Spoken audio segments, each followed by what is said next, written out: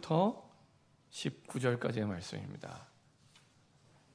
신약성경 사도행전 12장 1절부터 19절까지입니다. 계속해서 우리가 사도행전의 말씀을 보고 있는데요.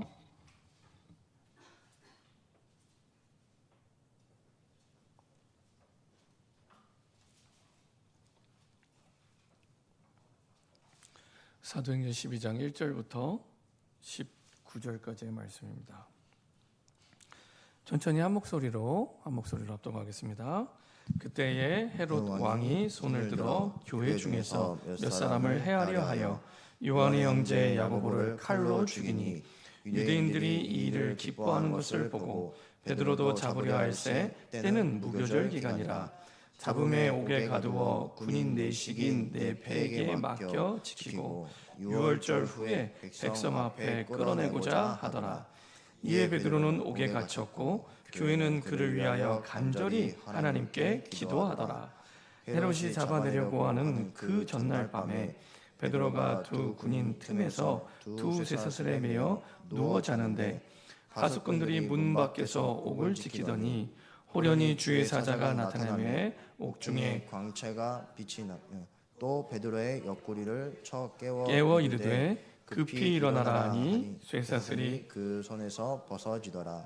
천사가 이르되 띠를 띠고 신을 신으라 하거늘 베드로가 그대로 하니 천사가 또 이르되 겉옷을 입고 따라오라 하는데 베드로가 나와서 따라갈새 천사가 하는 것이 생시인 줄 알지 못하고 환상을 보는가 하니라. 이에 첫째와 둘째 파소를 지나 신으로 통한 쇠문에 이르니 문이 저절로 열리는지라. 나와서 한 거리를 지내매 천사가 곧 떠나더라. 이에 베드로가 정신이 들어 이르되 내가 이제야 참으로 주께서 그의 천사를 보내어 나를 헤롯의 손과 유대 백성의 모든 기대에서 벗어나게 하신 줄 알겠노라 하여 깨닫고 마가라 하는 요한의 어머니 마리아의 집에 가니 여러 사람이 거기에 모여 기도하고 있더라. 베드로가 대문을 두드린데 로데라 하는 여자아이가 영접하러 나왔다가 베드로의 음성인 줄 알고 기뻐하여 문을 미처 열지 못하고 달려들어가 말하되 베드로가 대문 밖에 섰더라 하니 그들이 말하되 내가 미쳤다 하나 여자아이는 힘써 말하되 참말이라 하니 그들이 말하되 그러면 그의 천사라 하더라.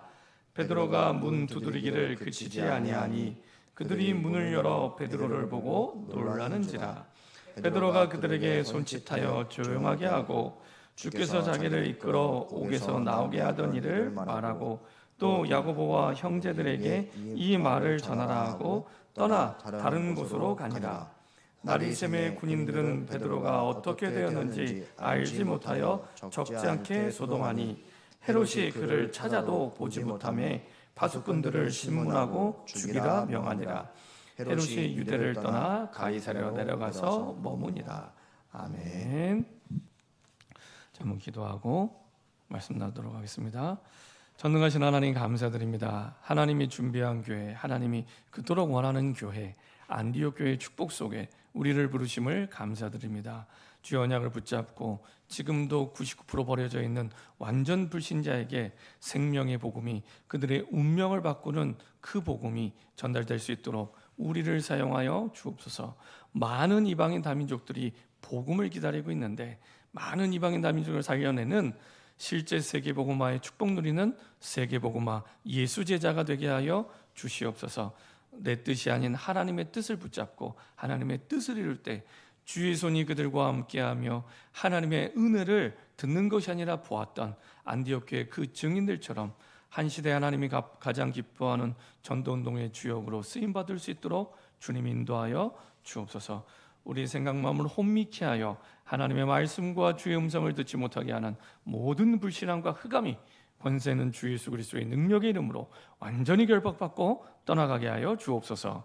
감사드리며 주 예수 그리스도의 이름으로 기도합니다. 아멘. 우리 저에 계신 분과 인사하겠습니다. 예수님은 그리스도이십니다.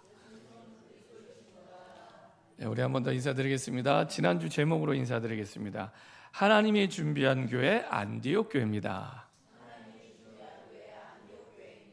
네, 오늘 제목으로 한번 인사하겠습니다. 교회는 간절히 하나님께 기도하더라.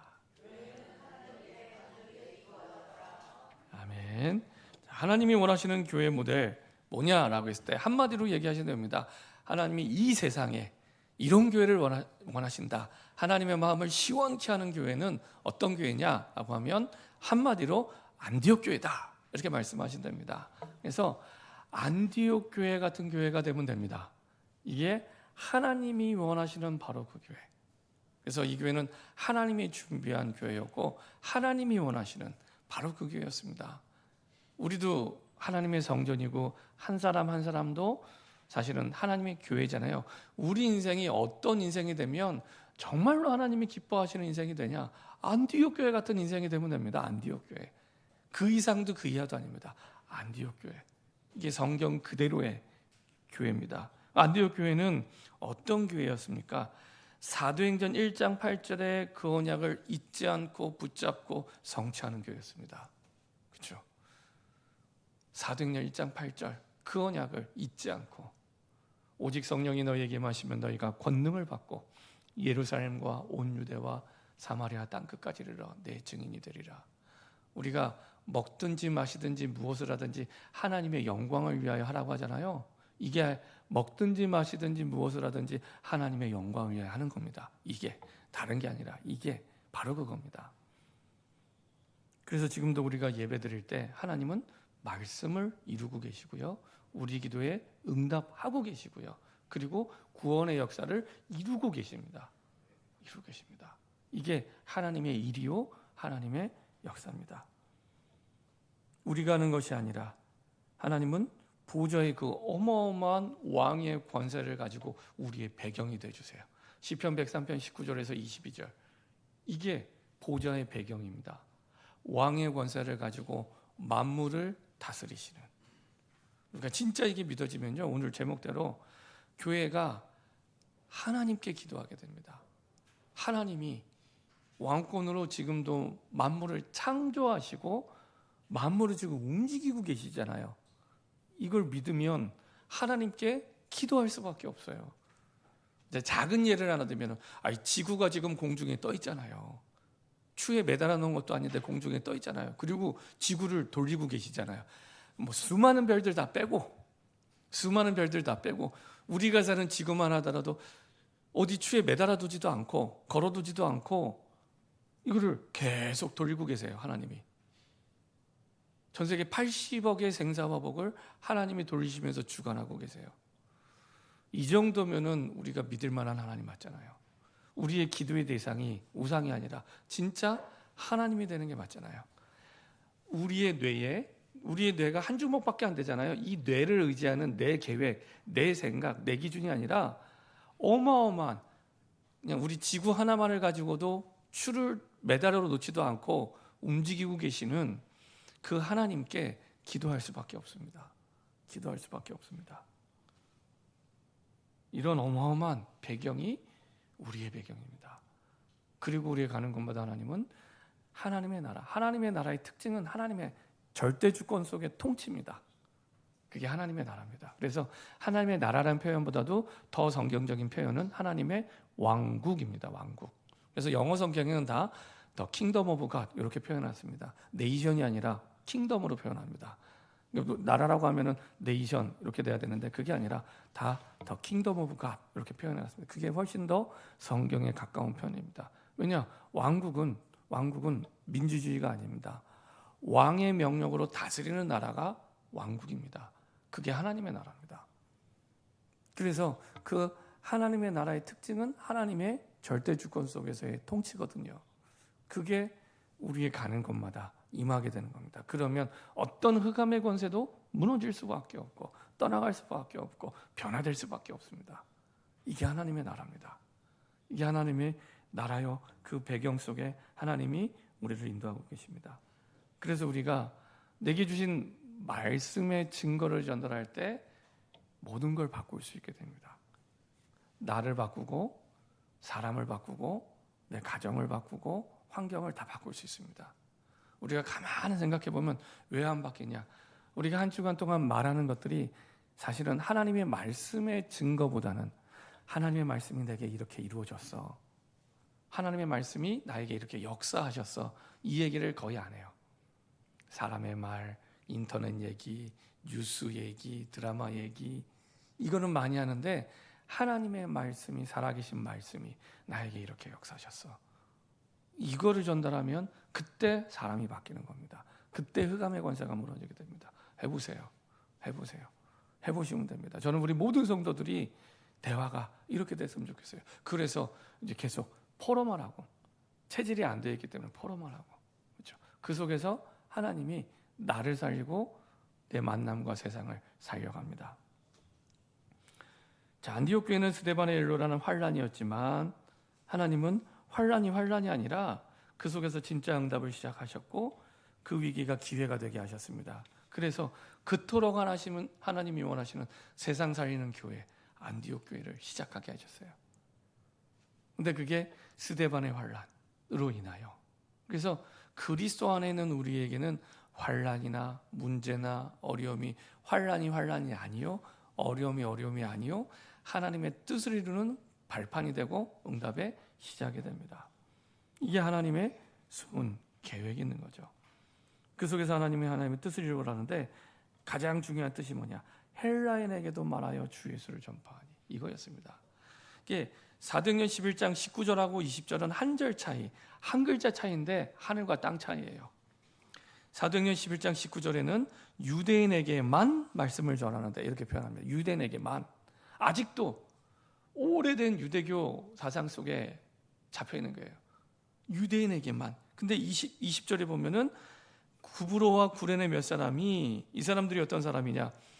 그 이방인 기독교 신자들, 초대교회 때 마가다락방에 와서 예수님을 영접하고 은혜 받았던 이방인 기독교인들이에요. 이 이방인 기독교인들이 드디어 자기가 똑같은 이방인들에게 복음을 전하기 시작합니다. 구브로는 키프로스, 구레네는 지금으로 말하면 아프리카, 리비아, 북부 아프리카 지역의 리비아 지역에 거기 사는 사람들, 그 사람들이 이 로마의 통치를 받고 있는 시리아 지역, 지금으로 시리아 지역의 수도였던 안디옥에 와서, 이때 당시에 한 50만 명 정도 사는 큰 도시입니다. 이 도시가 굉장히 큰 도시였죠.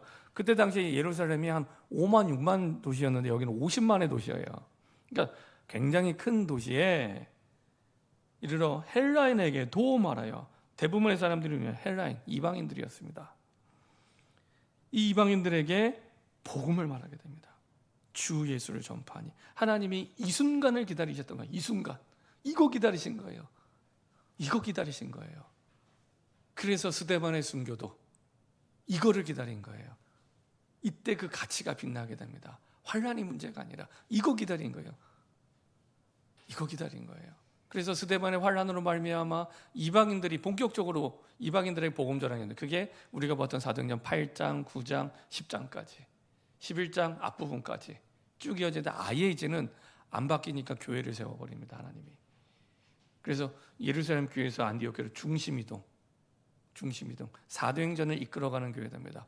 우리 교회가 이 흐름 속에 있습니다. 이 응답 속에 있습니다. 하나님이 원하시는 사도행전을 이끌어가는 교회, 그 응답 속에. 어떤 교회냐? 완전 불신자에게 복음 전하는 교회. 안전하고 있으니까, 황폐해져 갔으니까, 그렇죠? 1년이 지나고 2년이라도 불신자에게 복음 전하지 않는 교회가 너무 많아요. 대부분의 교회들이. 우리 교회마저도 안전하고 있다면 이 땅에 소망이 없는 거죠. 그렇죠? 이 땅에 소망이 없는 겁니다. 그래서 완전 불신자에게, 아무도 안전하니까. 사실은 우리도 오랫동안 안전해 왔고, 그렇죠? 가까이만 한번 생각을 해보세요.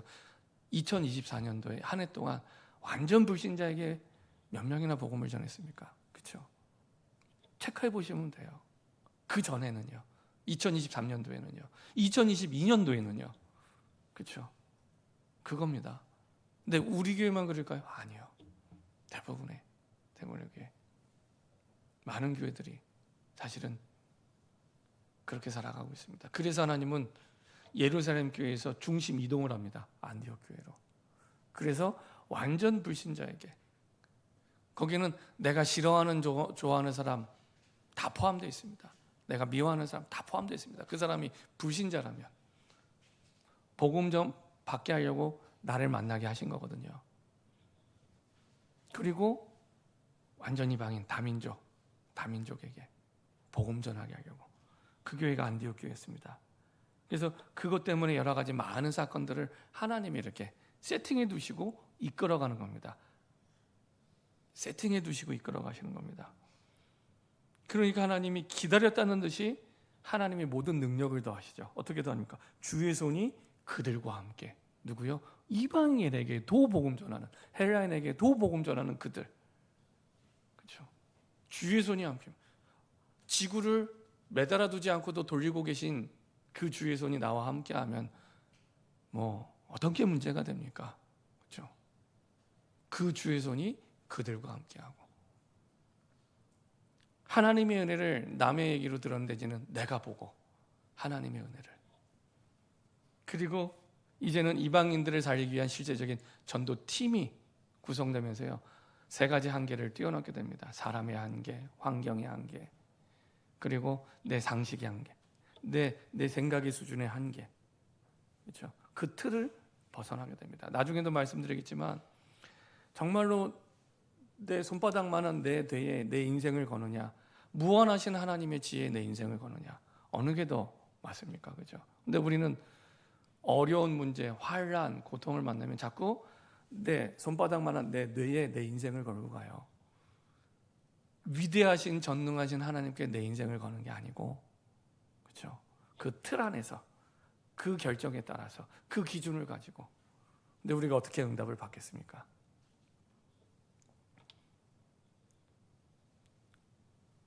하나님의 은혜를 보고 그런 전도팀, 한계를 넘는 팀이 구성되고 천하의 큰 흉년이 들었는데 다 대부분 흉년이 들었는데 굶어 죽거나 겨우 밥을 먹고 사는 게 아니라 오히려 본교회를 도와주는 예루살렘 교회를 도와주는 교회가 안디옥 교회였습니다.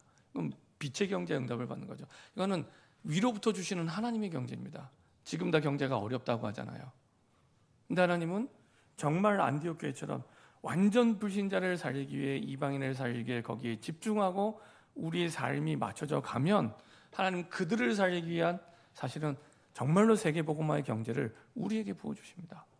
이게 안디옥 교회 경제, 빛의 경제입니다. 그렇죠? 이게 교회를 살리는 경제고요. 그리고 우리 삶의 불신자를 살리는 경제요. 우리 후대를 살리는 경제입니다. 거기에 방향 맞출 때 하나님이 당연히 안디옥 교회처럼 응답의 문들을 여시고 인도해 주십니다. 계속해서 우리가 그 보면은 핍박이 처음이 아니잖아요. 오늘 12장에는요, 이제는 본격적으로 이제 국가가 핍박하는 장면입니다. 그 당시 이제 헤롯 왕이 핍박하는 장면입니다. 이전에 근데 사도행전 2장, 3장, 4장에도 핍박이 있었잖아요. 이때는 교회가 하는 핍박, 그다음 교회라기보다는 이제 유대인들 종교의 핍박, 교권의 핍박이었죠. 그때 당시에는 유대인의 국가 종교가 유대교였으니까 그 유대 종교의 권세에 의한 핍박이었는데 이제 또 나라가 핍박을 하기 시작하는 겁니다. 얼마나 힘들었겠습니까? 지금 이 시대 나라가 기독교를 핍박하는 나라들 보세요. 제일 핍박을 많이 하는 1위부터 10등까지 그거를 매년 조사하는 선교단체가 있는데 2등부터 10등까지는 전부 이슬람 믿는 나라들입니다. 전부. 항상. 그 10년, 20년째 변하지 않아요. 근데 1등도 안 바뀌어요. 1등은 북한입니다. 북한. 예. 공산주의 자체는 무신론이기 때문에 종교를 이제 무너뜨려야 할 대상으로 생각을 해요. 그런데도 기독교를 제일 싫어합니다. 공산주의는. 왜냐하면 이제 공산주의는 사람들 모이는 걸 두려워하거든요. 근데 북한에도 이제 약 20만의 기독교인들이 있다고 합니다. 20만의. 이제 몇 명 있는지는 몰라요. 근데 20만의 기독교인들이 있다고 합니다. 근데 이 기독교를 가장 핍박하는 나라, 이 북한입니다. 북한. 이때 당시에 지금 나라가 헤롯 왕이 이제는 나라가 국가가 이제 핍박하는 죽이는 겁니다. 북한은 그렇게 죽이는 거거든요. 네, 죽이는 겁니다. 중국 정도만 해도 추방을 하는데 이제는 헤롯 왕이 죽이기 시작한 거예요. 죽이기 시작하는 거예요. 자, 사도행전 12장 1절부터 4절까지 한번 읽어보겠습니다. 사도행전 12장 1절부터 4절 같이 한 목소리로 합독하겠습니다. 그때 헤롯 왕이 손을 들어 교회 중에서 몇 사람을 해하려 하여 요한의 형제 야고보를 칼로 죽이니 유대인들이 이 일을 기뻐하는 것을 보고 베드로도 잡으려 할새 때는 무교절 기간이라. 잡음에 옥에 가두어 군인 내식인 네패에게 맡겨 지키고 유월절 후에 백성 앞에 끌어내고자 하더라. 지금요 헤롯왕, 이 헤롯왕은 옛날 예수님을 핍박하던 헤롯왕이 아닙니다. 예수님 핍박하던 그 왕은 헤롯 대왕. 그리고 요 헤롯왕은 그 손자입니다. 손자. 근데 이 손자가 피가 섞여 있어요. 순혈이 아닙니다. 아버지가 에돔 족속이에요. 에돔은 에서의 후손입니다. 에돔 족속이에요. 근데 유대인들은 항상 사상이 선민 사상이에요. 순혈주의입니다. 민족의 혈통을 아주 소중하게 생각해요. 그래서 사마리아 사람 미워하는 거거든요. 사마리아 사람을 거의 짐승 취급합니다. 피가 섞였기 때문에. 그러니까 이 유대인들이 이 헤롯 대왕의 손자인 헤롯 왕을 안 좋아해요. 안 좋아합니다. 그러니까 이 헤롯 왕은 어떻게 했습니까? 표를 얻어야 되잖아요. 한마디로 얘기하면 표를 얻어야 되니까 어떻게 하면 유대인의 마음을 얻을까 하고 딱 보니까 기독교인들이 많아진 거예요. 그리고 유대인들이 싫어하는 겁니다. 저 유대인들이 싫어하는 기독교인들을 이제는 죽여야겠다. 그래서 표를 얻기 위해서 사실은 이제 잡아들이는데 누구 먼저 잡아들이겠습니까? 사도들부터. 그러니까 야고보 사도. 이 야고보는 세베대의 아들 야고보. 세베대의 아들 야고보. 이제 요한의 형이죠. 요한의 형. 잡아들여서 죽입니다. 그것도 칼로 죽입니다. 그 당시에 칼로 죽이는 거는 되게 비참하게 죽이는 거예요. 비참하게 죽입니다. 그랬더니 누가 좋아해요? 3절에 유대인들이 이 일을 기뻐하는 것을 보고 표 얻은 거예요. 보고 베드로도 잡아요. 그러니까 이제 베드로도 잡는 겁니다. 그리고 잡아서 옥에 넣었어요. 근데 바로 못 죽인 거예요. 왜냐? 때가 마침 무교절이에요. 무교절은 아시는 것처럼 6월절 있으면 6월절 그 날이 있습니다. 날. 6월절 날이 있으면 날 뒤에 일주일, 이게 무교절 주간입니다. 주간. 이 주간을 무교절이라고 얘기를 합니다. 그러니까 하필이면 또 6월절이에요. 6월절 그리고 그 뒤부터 시작되는 무교절. 그래서 무교절 때는 이스라엘 백성들이 출애굽을 기념하면서 그때 당시에 출애굽 때 먹었던 누룩 없는 빵과 여러 가지들을 하죠. 행사를 합니다. 이때는 피를 보지 말자. 그래서 이때는 잡아두고 안 죽여요. 요거 끝나면 죽여야지. 그리고 어디 못 도망가게 단단하게 24시간 단단하게 베드로를 지킵니다. 얼마나 단단히냐? 4명씩 4패. 군인 16명이 베드로 1명을 지키는 거예요. 그것도요. 여기 밑에 보면은 6절에 헤롯이 잡아내려고 하는 그 전날 밤, 딱 무교절이 끝나기 전날 밤, 베드로가 두 군인 틈에서 두 쇠사슬에 매여 누워 자는데, 그러니까 베드로가 이렇게 있는데 감옥이 있고 밖에 군인이 있는 게 아니에요. 베드로가 이렇게 앉아 있는데 옆에 누가 있어요? 군인이 딱 지키고 있는 겁니다. 바로 옆에. 그리고 쇠사슬에 묶어놓은 거예요. 이거는 뭐 어디 도망가는 게 절대 불가능한. 그리고 그 밖에 또 군인 지키는 거예요. 이게 24시간 돌아가는 시스템. 16명의 군인이. 그런 상황입니다. 거의 사실은 살아나는 게 불가능한. 진짜 죽기 전날입니다. 죽기 전날. 이미 야고보를 죽였잖아요. 베드로도 거의 100% 죽은 목숨이나 다름없는, 살 소망이 없는, 살 희망이 없는. 그래서 베드로도 살려고 하지도 않는 그런 상황이에요. 우리가 어려움이 오면은 정말로 우리를 도와줄 수 있는 것이 아무도 안 보일 때가 있습니다. 그렇죠? 그런 상황이 지금 이 상황. 아무런 희망도 보이지 않고 아무런 소망도 보이지 않는, 살 소망이 없는. 그러니까 교회가 얼마나 어려웠겠습니까? 그렇죠? 사도가 이제 한 명씩 나라가 잡아다가 죽이는 거였으니까요. 그때 교회가 뭐였냐? 하나님이 허락하신 살 길이 있었습니다. 그게 뭐였냐? 5절입니다. 같이 한 목소리로 5절 합독하도록 하겠습니다. 이에 베드로는 옥에 갇혔고 교인은 그를 위하여 간절히 하나님께 기도하라. 사도행전을 쓴 누가가 대조를 시키는 겁니다. 대조. 베드로는 옥에 갇혔고, 그 말은 살 소망이 끊어졌고 인간의 힘으로는 아무 소망이 없다는 겁니다. 이게 어느 정도냐면요. 나중에 19절에 보면은 이제 베드로가 도망해서 나왔잖아요. 나왔는데 그걸로 끝이 아닙니다. 19절에 보면은 헤롯이 그를 찾아도 보지 못하면 파수꾼들, 아까 얘기했던 옆에 지키고 있던 군인들 있잖아요. 신문하고 죽이라 명하니라. 죽이라 명하니라. 헤롯이 유다를 따라 가니라. 그러니까 지키던 군인들이 다 죽어요.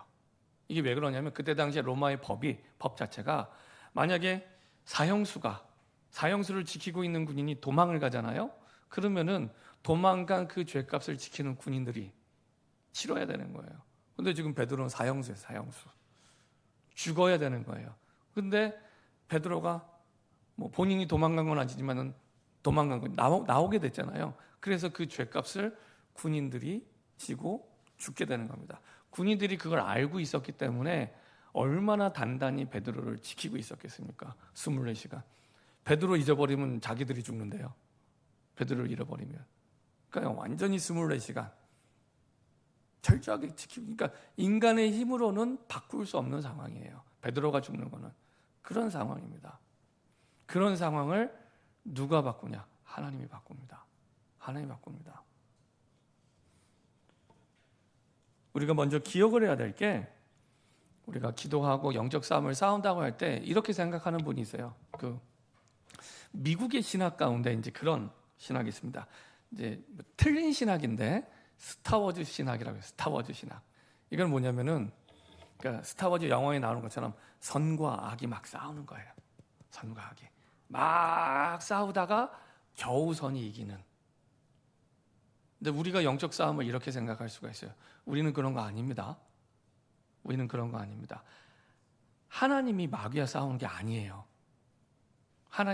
어떻게 마귀가 하나님과 싸웁니까? 어떻게 마귀가 하나님과 싸웁니까? 마귀는 하나님의 절대 주권 아래, 통제 아래 있는 겁니다. 하나님의 절대 주권의 통제 아래 있어서 하나님이 허락한 만큼만 활동할 수 있는 거예요. 마귀는. 근데 우리는 잘못 생각할 수 있는 게, 영적 싸움을 싸우니까 우리가 아슬아슬하게 가까스로 막 애써서 기도해서 이기는, 그게 아니에요. 이미 승리는 보장되어 있는 겁니다. 보장되어 있는 겁니다. 하나님이 마귀랑 싸우는 게 아니에요. 어떻게 마귀가 하나님과 싸우겠습니까? 하나님의 통제 아래 하나님이 허락한 만큼만 마귀가 활동할 수 있는 거예요. 그러면은 사도행전 4장도 그렇고, 사도행전 오늘 보았던 12장도 그렇고, 그 유대교의 교권의 핍박이나 나라의 정권이죠, 정권의 핍박을 받는 걸 사실은 하나님이 허락하신 환경이에요. 하나님이 허락하신 환경. 왜 허락하셨을까요? 우리 그런 거 없었으면 좋겠는데 왜 허락하셨을까요? 그건 분명히 하나님이 허락하신 겁니다. 왜 허락하셨을까요? 여기는 분명히 그 허락하신 환경보다 더 중요한, 비교할 수 없는 항상 큰 뜻과 계획이 있습니다. 사도행전 4장에 보면은 역시 마찬가지로 그 유대교 교권의 핍박이 있을 때 똑같아요. 방법은 교회가 모여서 기도합니다.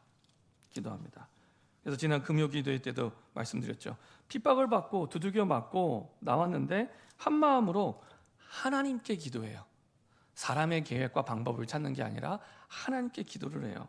한 마음으로 하나님께 소리를 높여, 4장 24절에 보면 대주제여 천지와 바다와 그 가운데 만물을 지으시니요.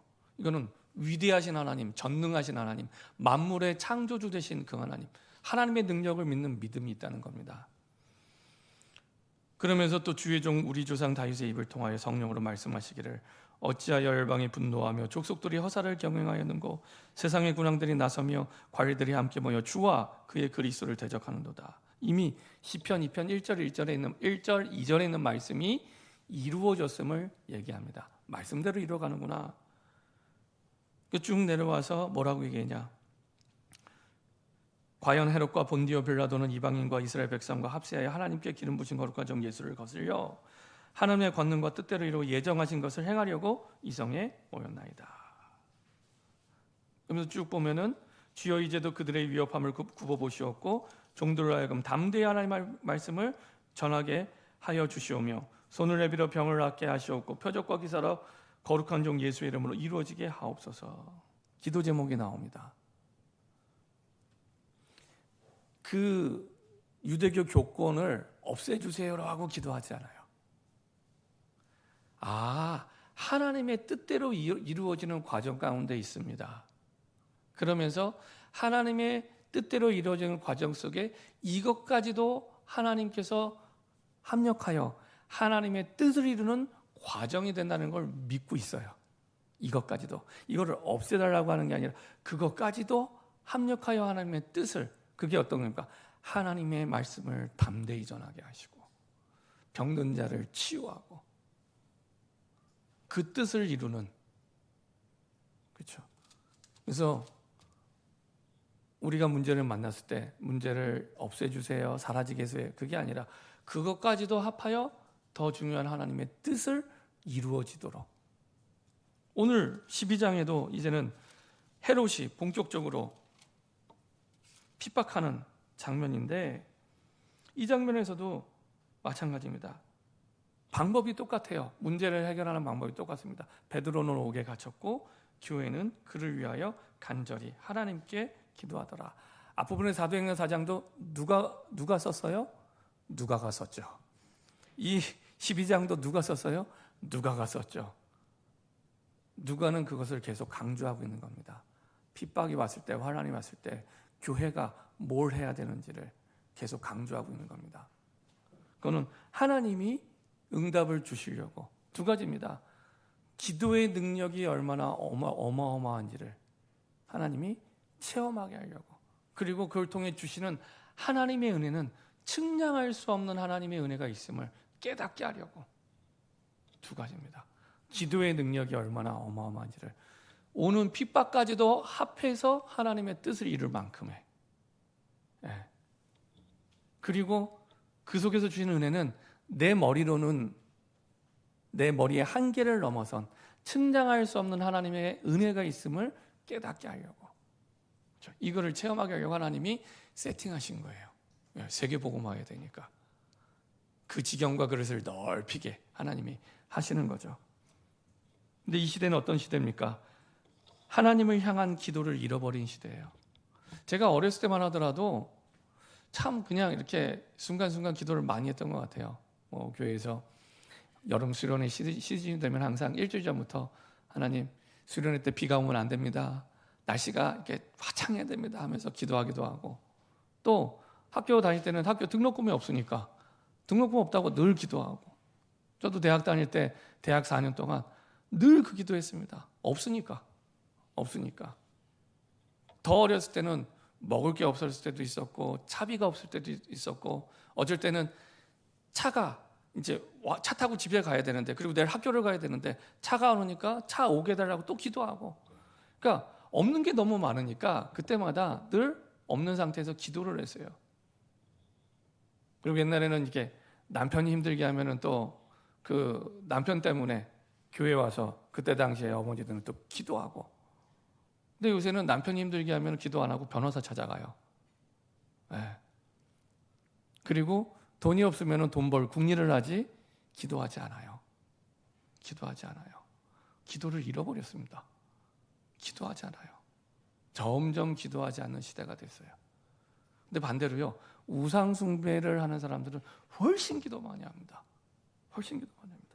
3단체, 뉴에이지나 유대인 이런 단체들은요, 후대들의 영성교육 철저합니다. 로지라는 곳에 모아가지고요, 계속 잘못된 신앙 체험을 하게 만들어요. 근데 이게 일평생 그게 진리로 딱 각인이 돼요. 그러면 이게 뭐가 가냐면, 대순진리의 증산도 하는 사람들 있잖아요. 진짜 이상해요. 왜 저런 걸 믿을까 하잖아요. 믿는 이유가 있습니다. 이 사람들이 기도를 해요. 기도 굉장히 많이 시킵니다. 제가 10년 전에 대학생들 데리고 경기도 여주에 보면은 여주도장이라고 있어요.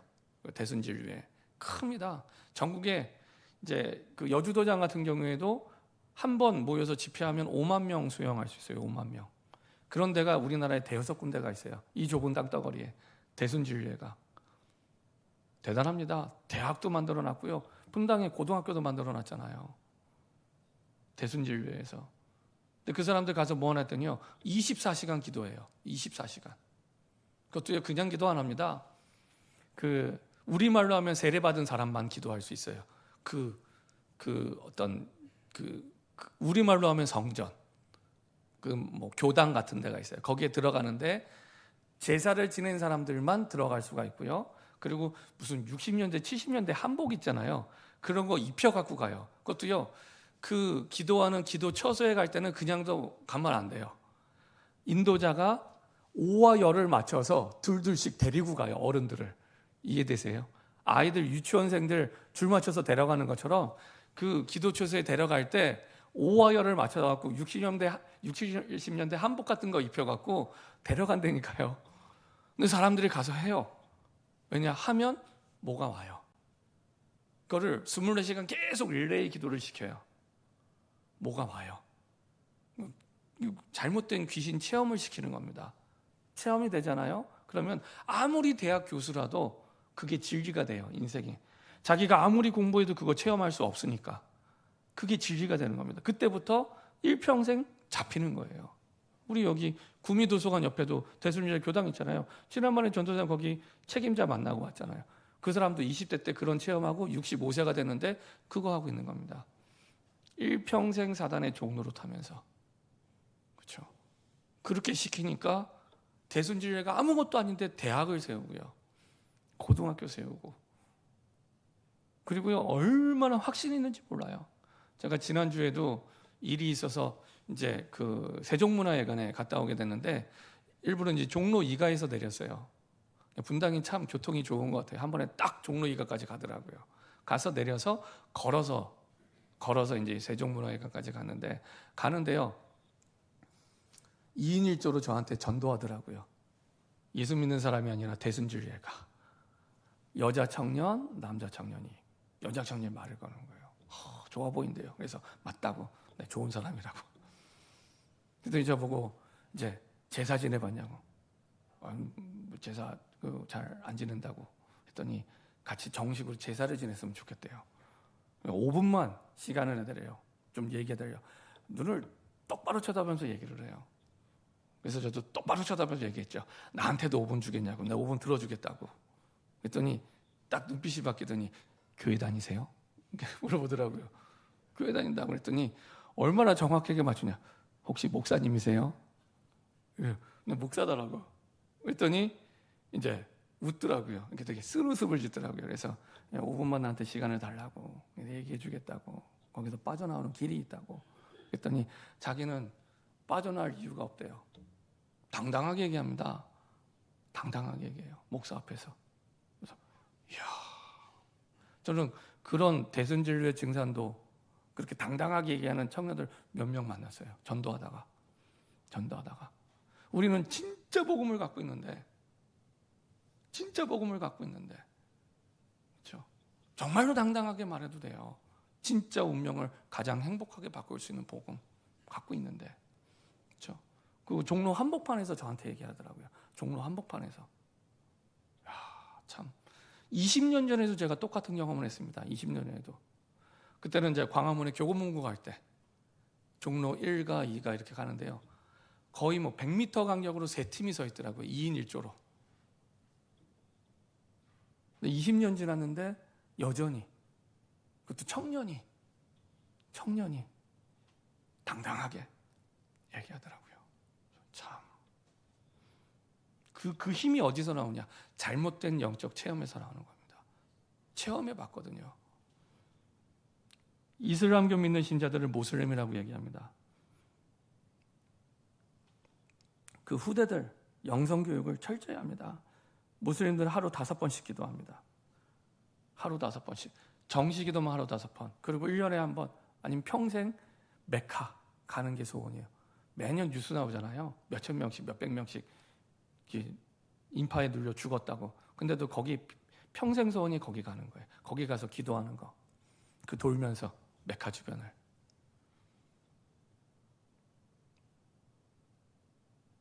얼마나 철저하게 이 모슬렘들이 기도하는지 모릅니다. 지구의 3분의 1. 전 세계에서 가장 많은 종교가 이슬람교입니다. 16억, 17억. 네. 가장 많은 종교가 이 이슬람교입니다. 기독교, 천주교 다 합해도 이슬람교보다 적어요. 우리나라에도 이미 많은 숫자가 들어와 있습니다. 많은 숫자. 점점 이슬람화돼 가고 있습니다. 우리나라도. 유럽은 이미 그렇게 됐고요. 불교, 템플스테이, 작년인가 재작년에 그 우리나라 세계 잼버리 대회 있잖아요. 보이스카우트, 걸스카우트. 그때 이제 행사가 틀어지면서 3만 4천 명이 전국으로 흩어집니다. 그때 교회로도 왔지만 절에도 갔어요. 템플스테이. 그때 기사가 났어요. 속리산 법주사 템플스테이를 그 독일에서 온 8명, 7명 청소년 학생들이 갔어요. 근데 그 2박 3일인가 3박 4일 동안 기도하면서 템플스테이에서 기도하면서 너무 은혜를 많이 받았어요. 그래서 그 독일 여자의 한 명이 머리를 밀어버렸어요.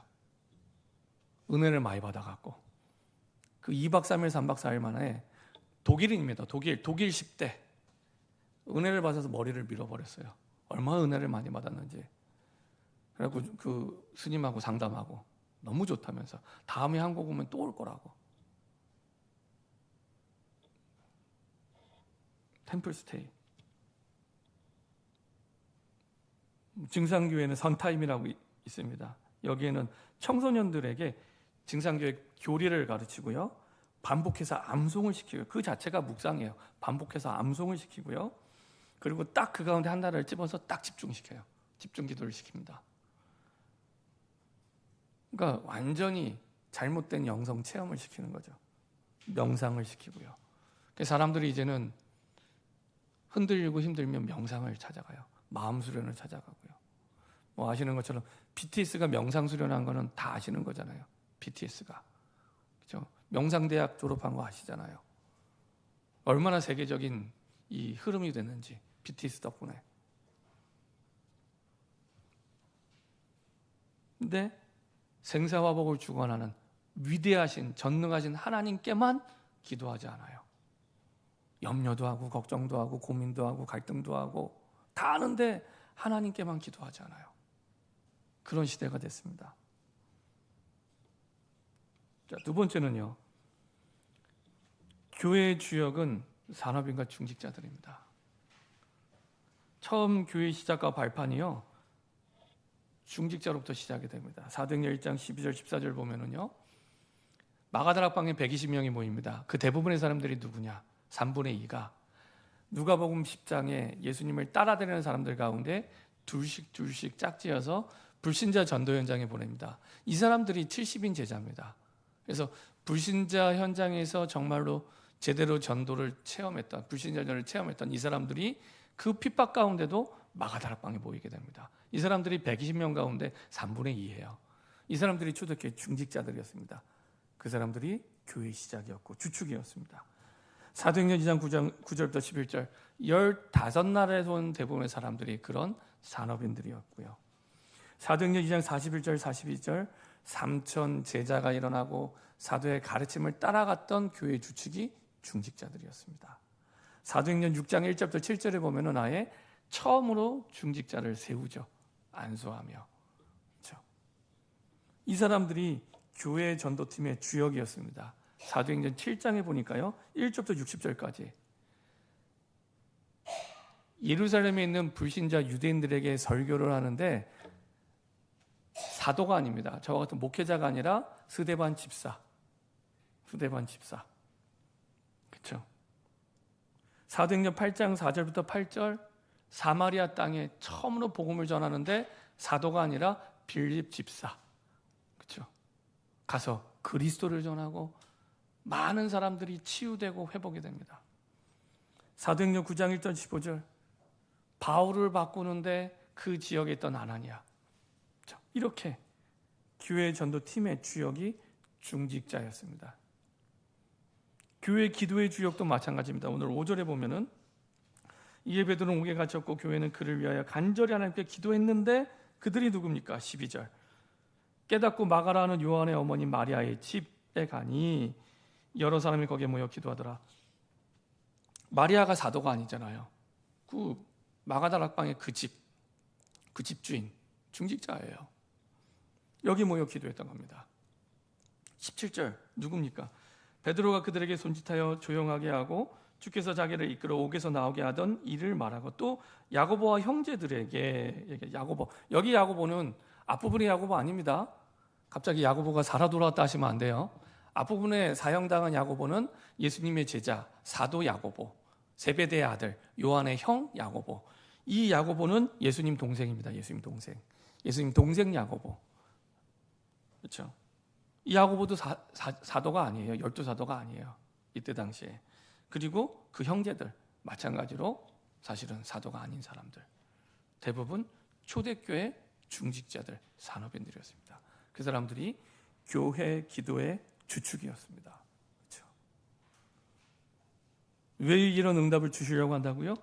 기도의 능력이 무엇인지 체험하게 하기 위해서. 그렇죠?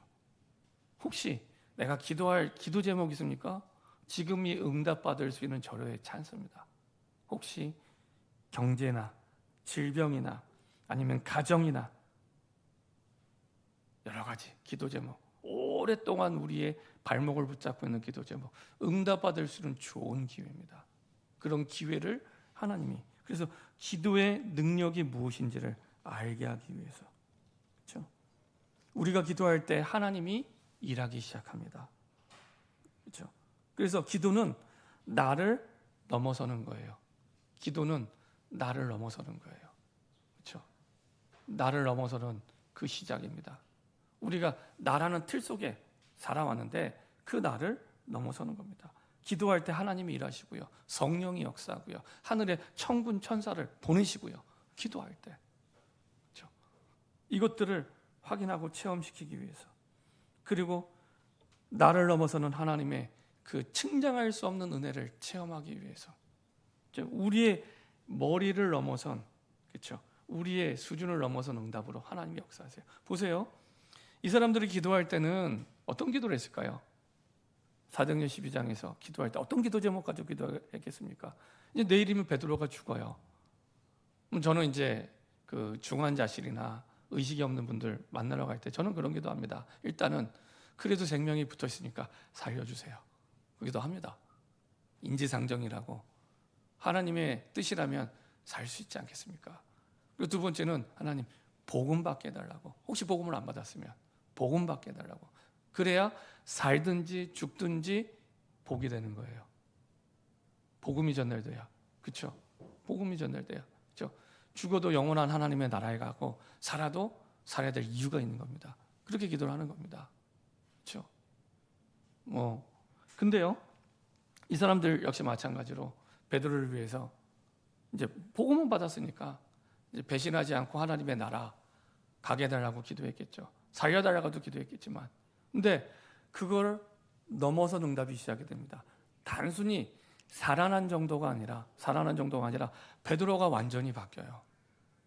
원래 사도행전 12장에 우리 성경의 순서는 사도행전 11장 그 안디옥 교회가 세워지고 나서 12장에 이 야고보 사건이 나오지만 원래 실제 사건은 야고보 사건이 먼저입니다. 야고보 사건.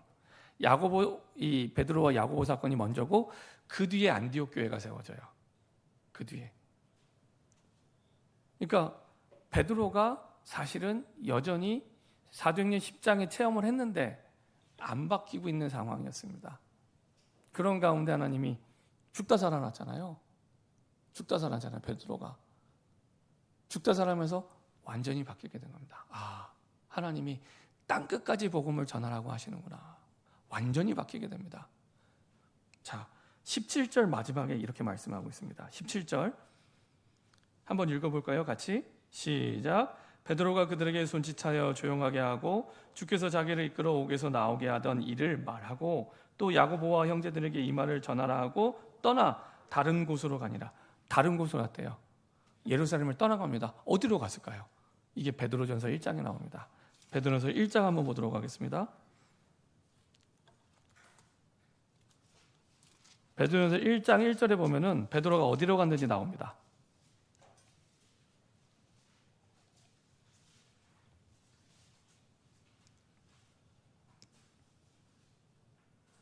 자, 베드로전서 1장 1절입니다. 같이 한 목소리로 합독하도록 하겠습니다. 예수 그리스도의 사도 베드로는 본도, 갈라디아, 갑바도기아, 아시아와 비두니아에 흩어진 나그네. 이 말은 베드로가 본도, 갈라디아, 갑바도기아, 아시아, 비두니아를 거쳐서 사역을 한 거예요. 사역을 한 거예요. 이 다 이방인 땅입니다. 이방인 땅. 하나님이 원하시는 게 사도행전 1장 8절이었구나. 땅 끝까지 이르러 내 증인이 되리라. 이거였구나. 죽다 살아나면서 깨닫게 됩니다.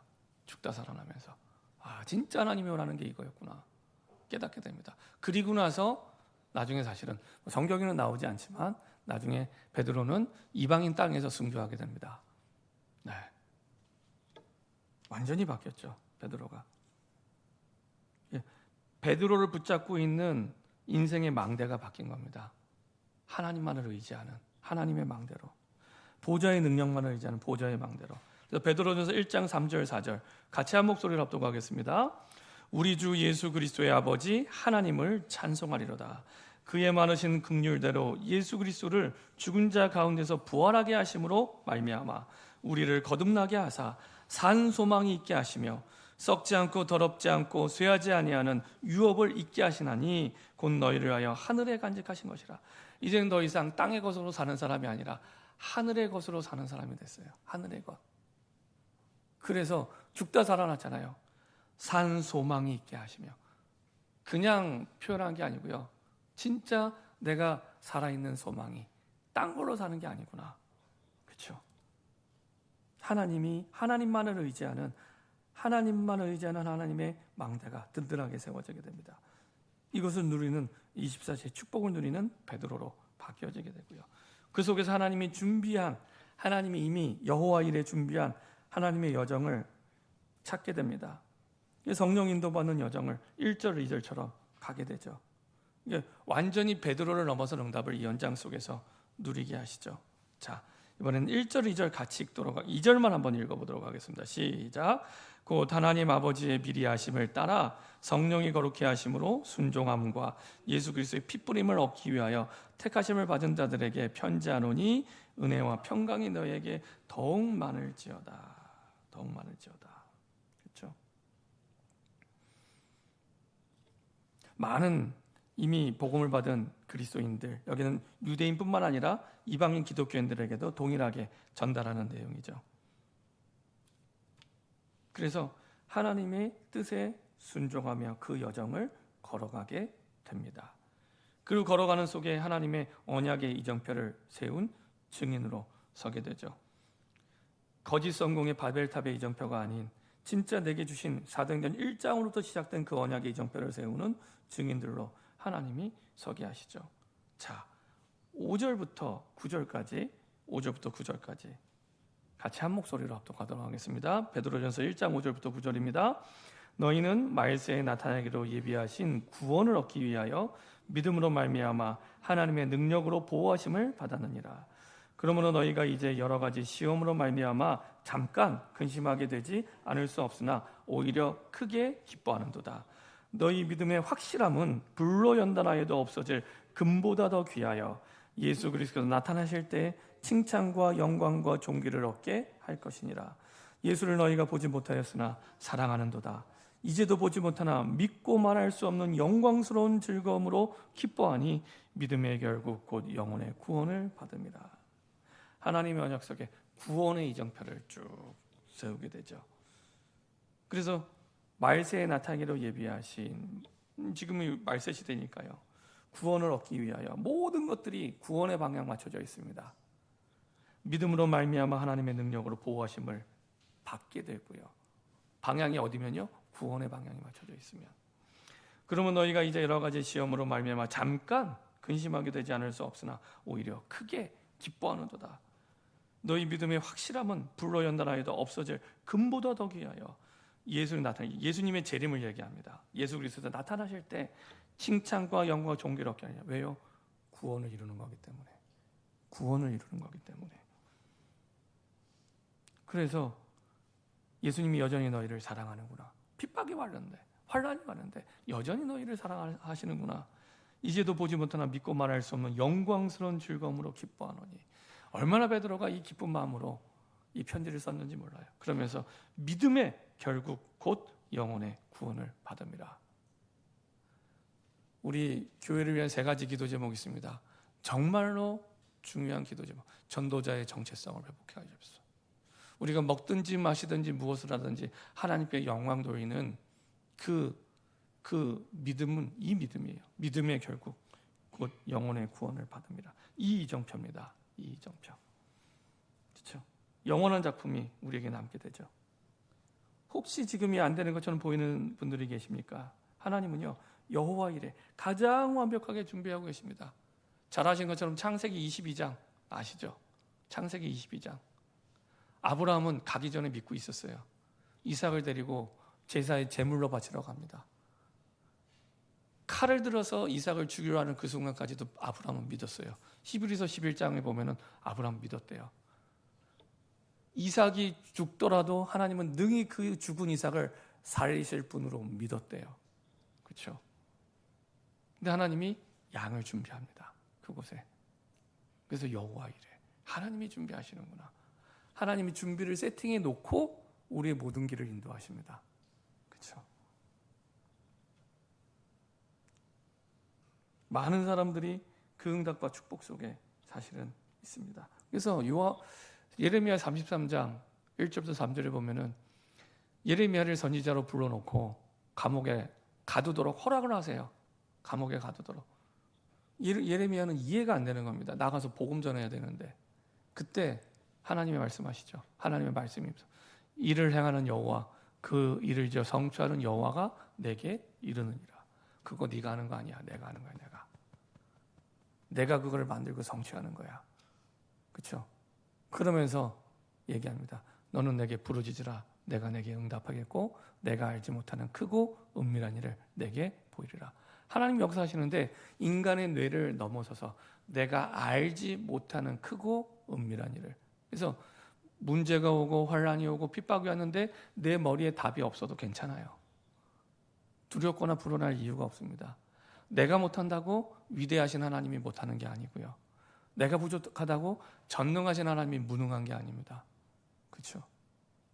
그래서 우리의 수준을 넘어서 하나님의 능력 속에 있는 25시의 능력과 역사로 역사하십니다. 이게 하나님의 역사입니다. 이게 사도행전 12장의 하나님의 역사입니다.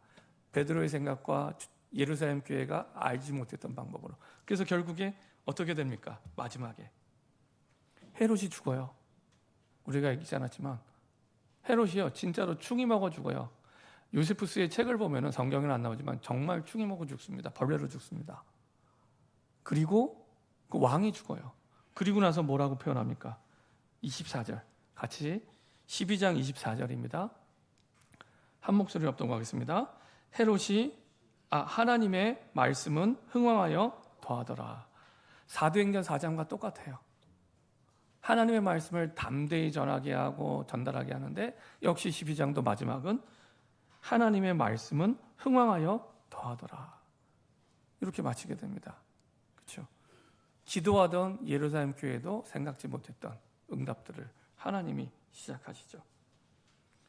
하나님은 가장 완벽하게 준비하고 인도하고 계십니다. 결론입니다. 당신이 교회의 주역입니다. 당신이 교회의 주역입니다. 그렇죠?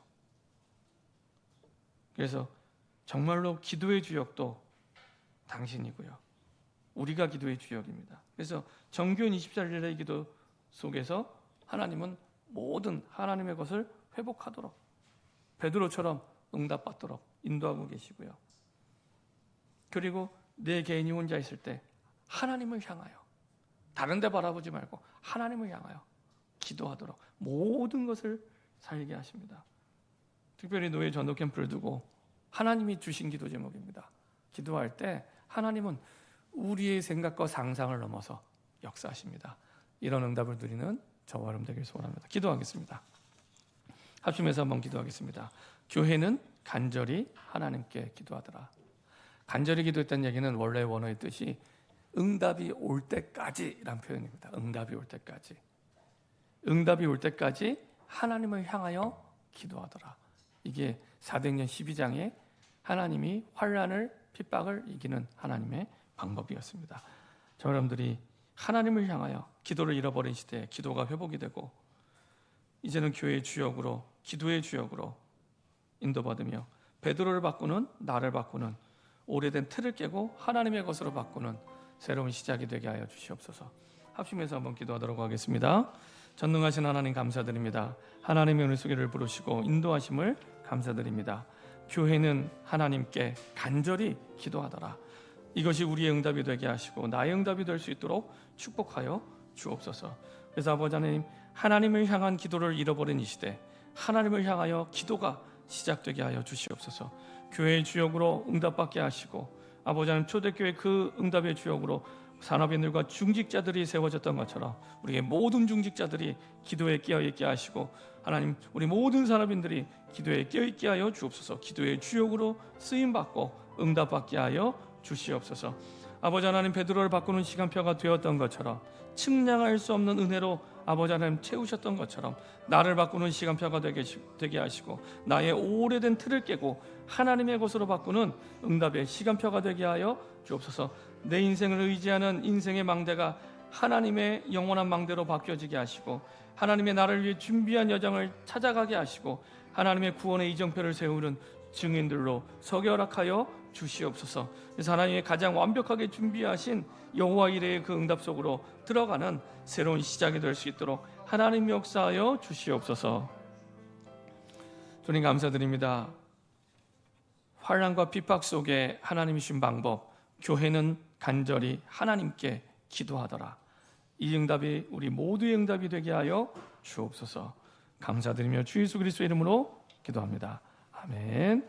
다 같이 자리에서 일어나서 헌금을 위해 봉헌기도 및 축도하도록 하겠습니다. 기도하겠습니다. 이제는 우리 주 예수 그리스도의 은혜와 하나님 아버지 그 크신 사랑과 성령의 내주 인도 역사 교통하심이 우리들이 예물로 교회의 기도와 하나님의 것으로 우리 인생의 망대가 바뀌기 원하며 그 틀이 바뀌기 원하는 모든 하나님의 백성 속에 차고 넘치는 그 은혜와 기도의 능력을 체험하기 원하는 모든 현장의 영혼들과 인터넷으로 함께 예배드리는 모든 영혼들과 미주 현장과 필리핀 현장과 독일 현장과 베트남 현장과 아프리카 탄자니아 현장과 몽골 현장과 안성 현장과 원로 목장과 사모님 가시는 모든 현장과 캐나다 현장 속에 사랑하는 우리의 후대 현장 속에 영원토록 항상 함께 계실지어다. 아멘.